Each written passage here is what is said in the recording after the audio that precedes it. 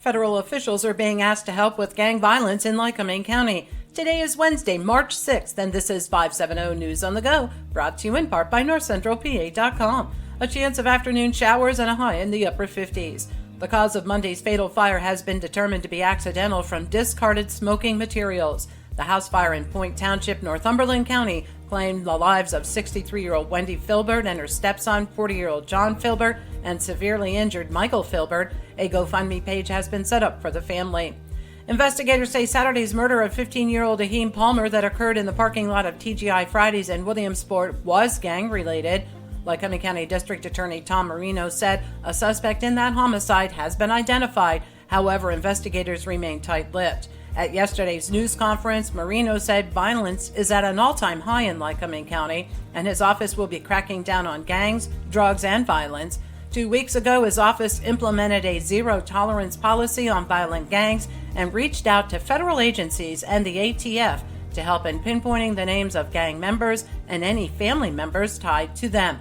28-year-old Iris Dunn of Williamsport was caught shoplifting $218 worth of merchandise at Wegmans and confronted by a police officer outside the store. Her 2 children were already in her vehicle, and the officer allowed her to make arrangements for the kids. Dent jumped into the front seat of her car, put it in gear, and sped away. In doing so, she nearly struck the officer. She is now facing charges that include felony counts of aggravated assault, endangering the welfare of children, flight to avoid apprehension, and shoplifting, as it was her 3rd shoplifting arrest.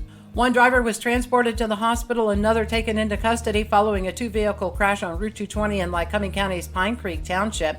A Pepsi delivery van and a state body truck collided in the northbound lane just before noon Tuesday. The driver of the Pepsi van was taken by ambulance to Geisinger, Jersey Shore. The driver of the state body truck was handcuffed and placed into the back of a police cruiser, according to the Lock Haven Express. State police in Lamar are reminding residents to be mindful of who to trust after a woman was scammed out of $8,500. Troopers got a report from the 72-year-old Lock Haven victim that she received emails from an unknown person who claimed she owed them money. The woman was instructed to go to a Bitcoin machine, transfer money from her bank account, convert it to Bitcoin, then send it to the person's Bitcoin wallet. Police remind you that no legitimate debt collector will ever have you transfer your money into Bitcoin.